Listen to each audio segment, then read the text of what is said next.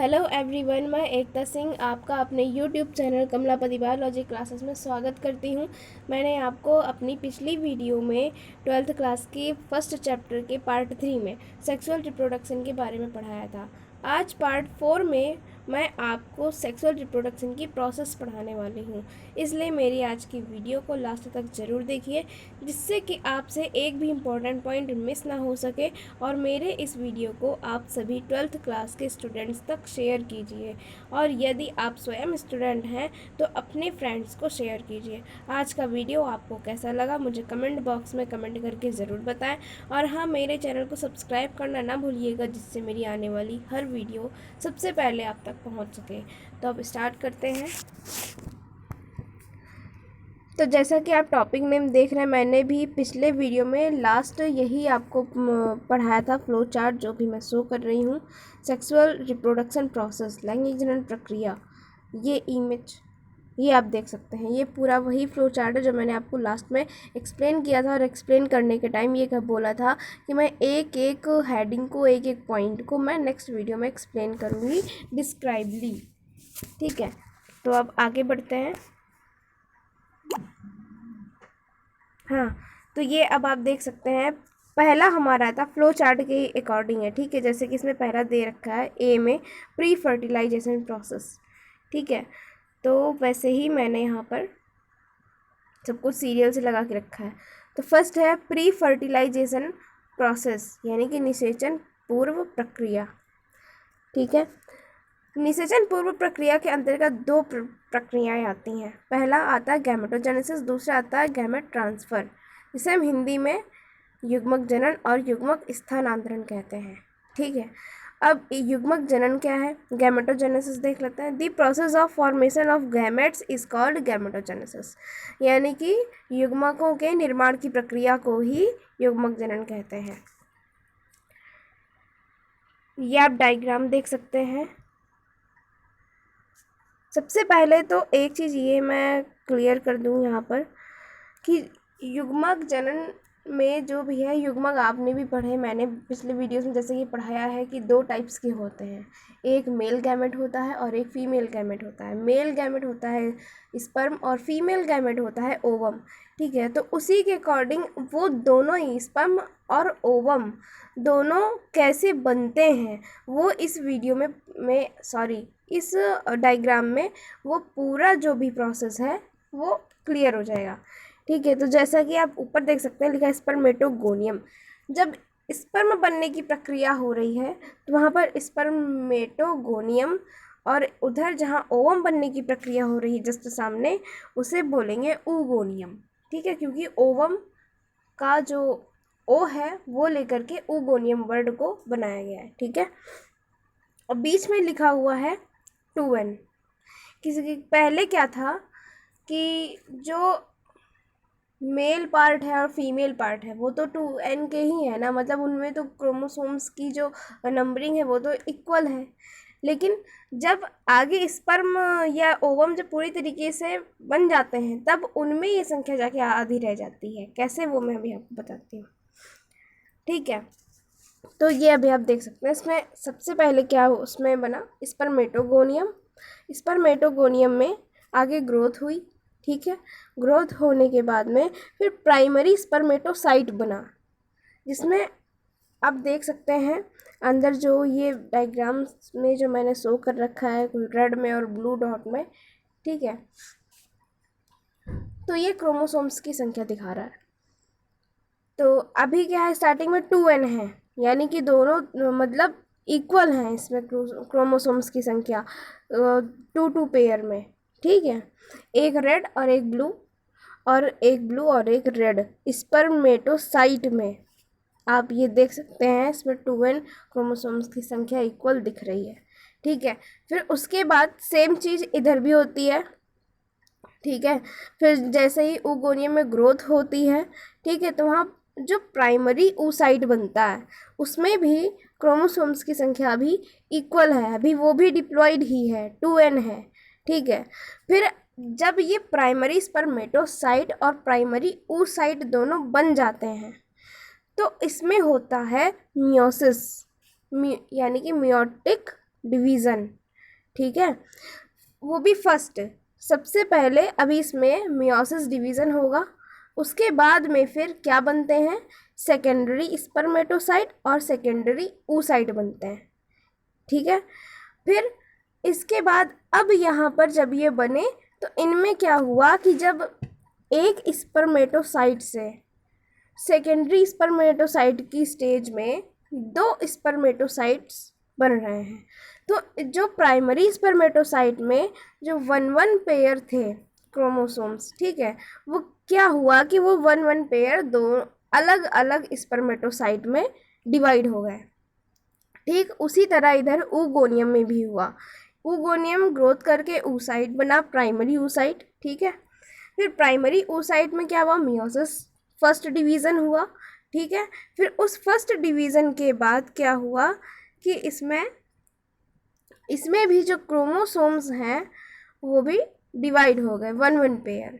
लेकिन एक चीज़ ये आप देख सकते हैं कि जो स्पर्म है उसमें जो क्रोमोसोम्स डिवाइड हो रहे हैं, ठीक है, वो विपरीत वाले हो रहे हैं। जैसे कि एक रेड वाला और एक ब्लू वाला, दोनों ही स्पर्मेटोसाइट में एक रेड और एक ब्लू और एक रेड और एक ब्लू है, ठीक है। लेकिन इधर oocyte में अगर देखा जाए तो रेड रेड अलग हो गए और ब्लू ब्लू अलग हो गए सेकेंडरी oocyte में, ठीक है।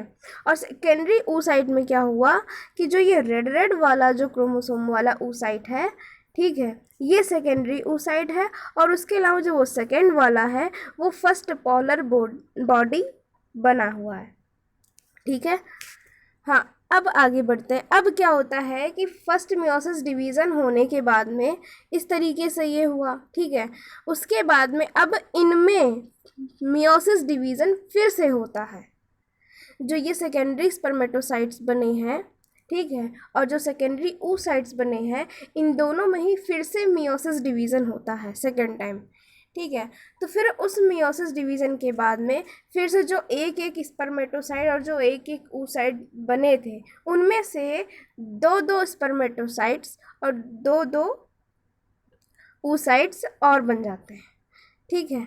लेकिन अब इनमें डिफरेंस क्या आता है, तो जो सेकेंड वाला जो मियोसिस डिवीज़न था उसके बाद जब ये आगे स्पर्मेटोसाइट्स ने आगे और ग्रोथ की अपनी संख्या में, ठीक है, तो अब इन्हें कहा जाता है स्पर्मेटिड्स, और इधर जो है oocytes ना बोल करके इन्हें कहते हैं ootyd, ठीक है।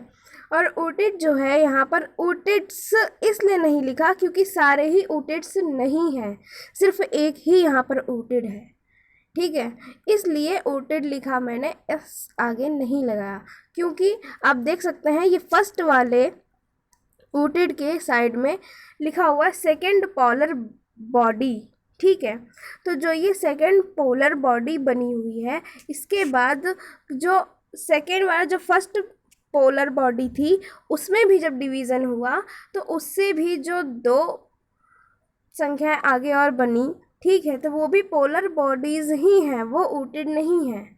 ootyd सिर्फ एक बना है इसमें, और इनके अंदर क्रोमोसोम के स्ट्रक्चर भी आप देख सकते हैं, इनमें क्रोमोसोम सही से बने ही नहीं, सिर्फ एक ही ootyd बना, ठीक है, जिसमें क्रोमोसोम है, ठीक है। अब इनमें होता है डिफ्रेंशिएशन का प्रोसेस, ठीक है, डिफ्रेंशिएशन यानी कि कह सकते हैं अंतर, ठीक है, डिफ्रेंशिएशन का प्रोसेस होता है। अब डिफ्रेंशिएशन के बाद क्या होता है इस प्रोसेस के बाद में कि जो ootyd है उससे बन जाता है ओवम, ठीक है, और बाकी सारे जो ये पोलर बॉडीज़ हैं ये साइड में हो जाते हैं, ठीक है। और फिर डिफ्रेंशिएशन के बाद इधर जो है स्पर्मेटिड्स जो हैं इनमें निकल आती है टेल, और ये अपना पूरा शेप ले लेते हैं, तो ये बन जाता है स्पर्म। आई होप कि ये आपको अच्छे से समझ में आया होगा कि स्पर्मेटोजेनेसिस और ये जो ओवम बना है इसको बनने की प्रक्रिया जो हुई है oogoनियम से लेके ओवम तक जो प्रक्रिया हुई है इसको बोलेंगे oogenesis, यानी कि अंडजनन, ठीक है। और जो ये स्पर्म बनने की जो प्रक्रिया है स्पर्मेटोगोनियम से लेकर के स्पर्म तक, ये पूरी प्रक्रिया कहलाती है स्पर्मेटोजेनेसिस, ठीक है। अब आगे बढ़ते हैं, हाँ, अब आता है सेकेंड, गैमेट ट्रांसफर, कि युग्मक स्थानांतरण क्या है। When the male gamete goes and combines with the female gamete to form a zygote, this process is called gamete transfer. यानी कि जब मेल गैमेट फीमेल गैमेट के पास, यानी स्पर्म जो है मूव करके ओवम के पास जाता है और उससे अटैच होता है, फिर उसको फर्टिलाइज करता है, तो ओवम तक स्पर्म के जो ये जाने की क्रिया हो रही है, ठीक है, इसे गैमेट ट्रांसफर कहते हैं। नेक्स्ट है हमारा टाइप्स ऑफ गैमेट्स। युग्मक कितने प्रकार के होते हैं, ठीक है।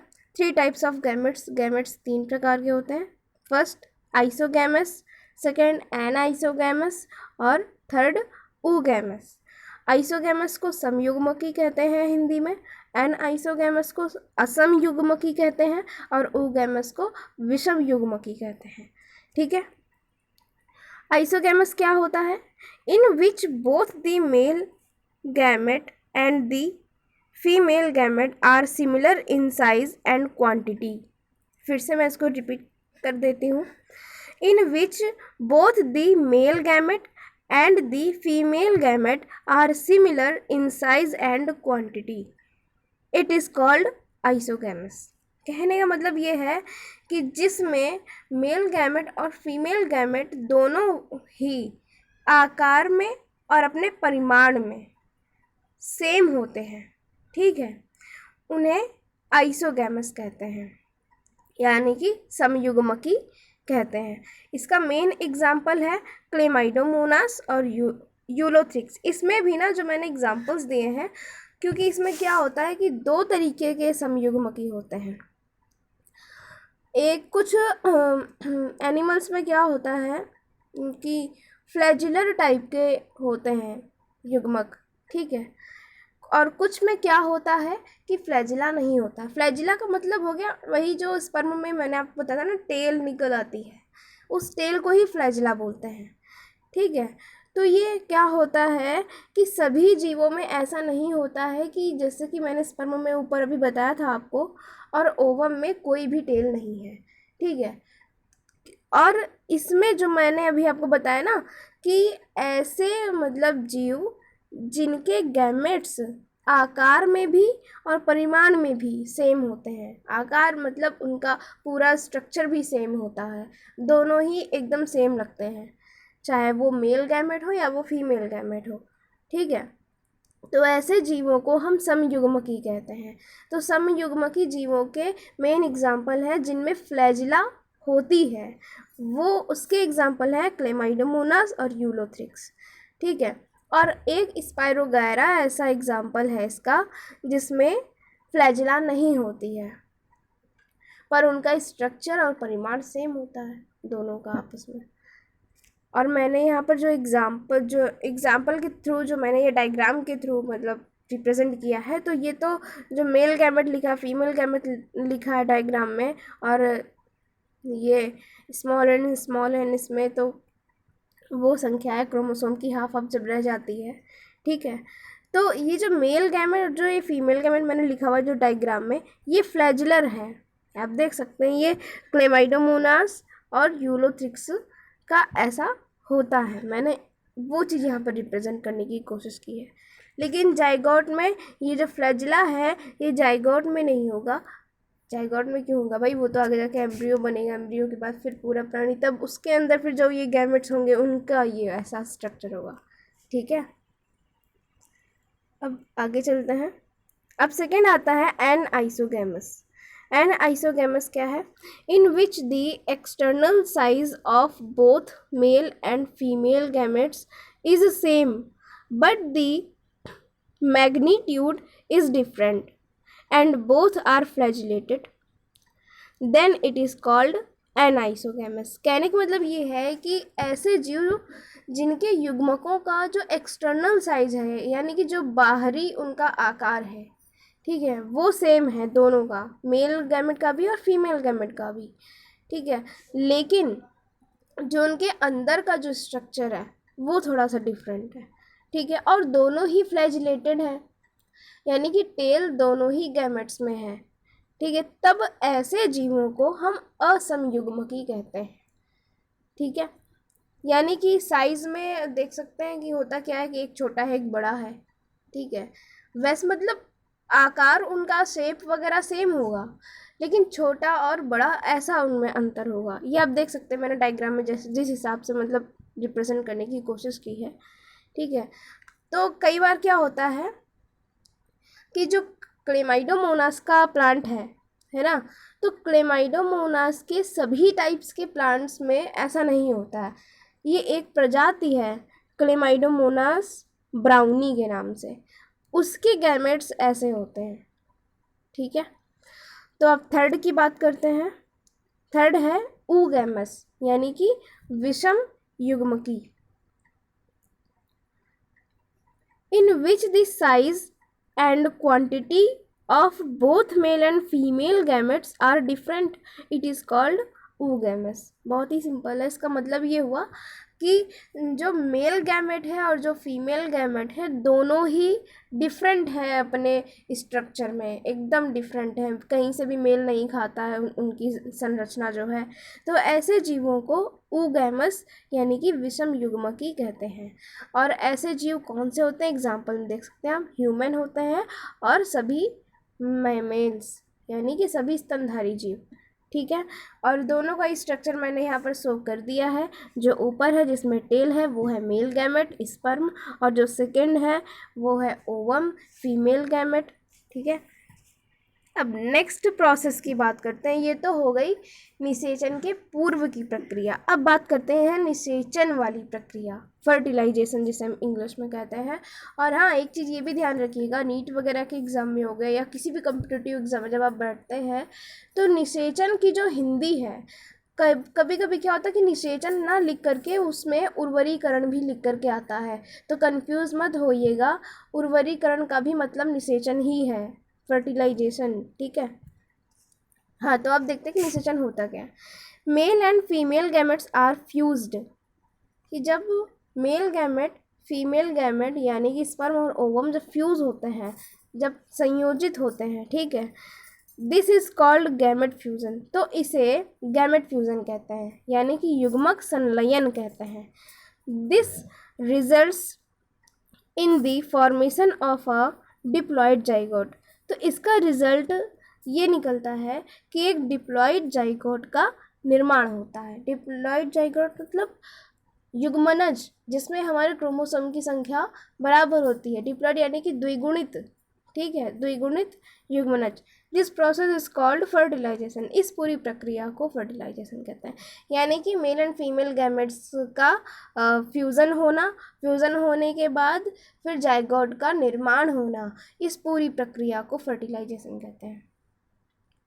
इन सम ऑर्गेनिजम्स सच एज बीज यानी मधुमक्खियाँ, रोटिफर्स, लिजार्ड्स यानी कुछ छिपकलियाँ। ठीक है, the zygote is formed from the female gamete without fertilisation. कुछ ऑर्गेनिजम्स में क्या होता है, जैसे कि मधुमक्खी हो गई, रोटिफर्स हो गए, कुछ छिपकलियाँ भी हो गई, इनमें क्या होता है कि जाइगोट का फॉर्मेशन बिना, जो इनकी फीमेल्स होती हैं वो बिना फर्टिलाइजेशन किए भी जाइगोट का निर्माण कर लेती हैं, यानी कि जो उनका फीमेल गैमेट होता है उसे जाइगोट का निर्माण बिना फर्टिलाइजेशन के भी हो जाता है। ठीक है, तो इस प्रक्रिया को कहते हैं पार्थिनोजेनेसिस यानी कि अनिषेक जनन। ठीक है, जैसे कि ये मैंने इधर मतलब डायग्राम में दिखा रखा है कि फीमेल गैमेट और उसी फीमेल गैमेट से बन जाता है जाइगोट। लेकिन हाँ, अनिषेक जनन में क्या होता है, अनिषेक जनन की प्रक्रिया होने के बाद जब जाइगोट बनता है तो उसमें क्रोमोसोम की संख्या आधी ही रहती है, इसीलिए मैंने यहाँ पे स्मॉल एन लिखा है। इसलिए आधी रहती है क्योंकि होता क्या है ना, अभी मैंने ऊपर आपको जब सेक्सुअल रिप्रोडक्शन पढ़ाया था तो उसमें बताया था कि small n plus in small n equal to 2n, ये मतलब इस तरीके से समझा जा सकता है। तो आधी संख्या होती थी मेल गैमेट में और आधी संख्या होती थी फीमेल गैमेट में, तो वो आधी आधी मिलकर के पूरी एक बराबर संख्या बना लेती थी, जो कि जाइगोट में जाके फिर वो जाइगोट भी द्विगुणित हो जाता था। ठीक है, लेकिन अभी इसमें क्या है, इसमें जब मेल गैमेट है ही नहीं, इसमें फिर सिर्फ फीमेल गैमेट से ही जाइगोट का निर्माण हो रहा है, तो उसमें भी संख्या आधी है तो जाइगोट में भी संख्या क्रोमोसोम्स की आधी ही रहेगी, ठीक है। There zygote has only half the number of chromosomes, ठीक है, यानी कि इनके जाइगोट में क्या होता है कि जो क्रोमोसोम्स की संख्या है वो आधी ही रहती है। Fertilisation is 2 types. हाँ, अब यहाँ पे मैं बात करती हूँ कि फर्टिलाइजेशन कितने प्रकार का होता है। फर्टिलाइजेशन 2 प्रकार से होता है। पहला एक्सटर्नल फर्टिलाइजेशन और सेकेंड इंटरनल फर्टिलाइजेशन, जिन्हें हम हिंदी में बाह्य निषेचन और अंतः निषेचन कहते हैं, ठीक है। तो पहला एक्सटर्नल फर्टिलाइजेशन। एक्सटर्नल फर्टिलाइजेशन कैसा होता है? When fertilisation occurs outside the body it is called external fertilisation, यानी कि जब निषेचन की प्रक्रिया जीव के शरीर के बाहर होती है तब उसे बाह्य निषेचन कहते हैं। और किन जीवों के शरीर के बाहर होती है उनके एग्जाम्पल भी मैंने यहाँ शो कर रखे हैं, जैसे एल्गी हो गया यानी शैवाल, ठीक है, जिसे हम नॉर्मल लैंग्वेज में काई बोलते हैं। Some fishes and amphibian animals, यानी कि कुछ मछलियों में और कुछ उभयचर प्राणियों में शरीर के बाहर निषेचन होता है, ठीक है। फिर आता है इंटरनल फर्टिलाइजेशन, यानी कि अंतः निषेचन। अंतः निषेचन क्या होता है? When fertilisation takes place inside the body it is called internal fertilisation, यानी कि जब निषेचन की प्रक्रिया शरीर के जीव के शरीर के अंदर होती है तब इसे इंटरनल फर्टिलाइजेशन कहते हैं। और इसका एग्जाम्पल है ऑल मेमेलियंस, यानी कि सभी स्तनधारी जीव तो हैं, इनके अलावा जो और भी प्राणी हैं जिनमें होता है, ठीक है। तो डिफरेंस दोनों में ये है कि जो बाह्य निषेचन है, कुछ जीव क्या करते हैं कि जैसे फीमेल है, ठीक है, उसने अपनी बॉडी से जो उसके ओवम है प्रोड्यूस कर दिए बाहर की ओर। फिर कुछ टाइम बाद मतलब क्या होता है कि जो फिर मेल आता है वो क्या करता है, वो उन्हीं ओवम के ऊपर अपने स्पर्म रिलीज कर देता है। तो वो जो स्पर्म है वो एक एक ओवम जाके अटैच हो जाते हैं और स्पर्म ओवम को फर्टिलाइज करते हैं। तो ये पूरी फर्टिलाइजेशन की प्रक्रिया क्या हो रही है, शरीर के बाहर हो रही है जीवधारी के। फिर इंटरनल वाले में क्या होता है कि यही सेम प्रक्रिया की स्पर्म ओवम को जाकर के फर्टिलाइज करता है, लेकिन ये शरीर के अंदर होती है, ठीक है, ये प्रक्रिया शरीर के अंदर होती है, तो इसे अंतः निषेचन की प्रक्रिया कहते हैं। अब आता है थर्ड और लास्ट प्रोसेस, जिसे कहते हैं पोस्ट फर्टिलाइजेशन प्रोसेस, यानी कि निषेचन पश्च प्रक्रिया। मतलब निषेचन की भी प्रक्रिया हो गई, अब निषेचन की प्रक्रिया के बाद क्या होता है उसकी प्रक्रिया, ठीक, वो घटना। अंडर दिस प्रोसेस, इस प्रोसेस के अंतर्गत the embryo is formed from the zygote, जो एम्ब्रियो होता है, जो भ्रूण होता है, वो बनता है जाइगोट से, विच इज़ कॉल्ड एम्ब्रियोजेनेसिस, इसे एम्ब्रियोजेनेसिस कहते हैं, यानी कि हिंदी में भ्रूणोद्भव कहते हैं। यानी कि ऐसी प्रक्रिया जिसके अंतर्गत जो युग्मनज है वो आगे विकसित होकर के भ्रूण का निर्माण कर लेता है, ठीक है, तो इस प्रक्रिया को भ्रूणोद्भव कहते हैं।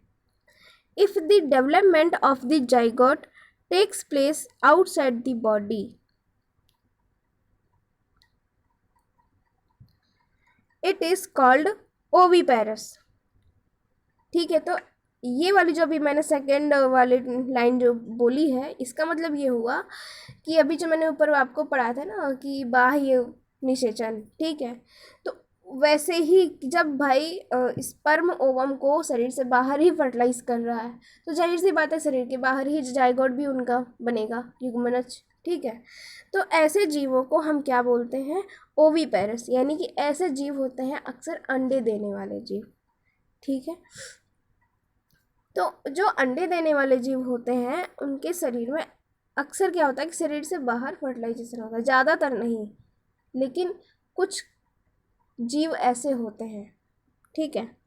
तो ऐसे जीवों को हम ओवीपेरस कहते हैं, जो अंडे देने वाले जीव होते हैं, ठीक है। फिर सेकंड आता है if the development of the zygote takes place inside the body, यानी कि यदि जाइगोट का विकास या उसका निर्माण, ठीक है, बॉडी के अंदर हो रहा है, जीव के शरीर के अंदर हो रहा है, and these creatures give birth to children, ठीक है, और ऐसे जीव सीधे एक संतान को जन्म देते हैं, ठीक है, इट इज़ कॉल्ड विविपैरस, तो इन्हें विविपैरस कहते हैं, ठीक है।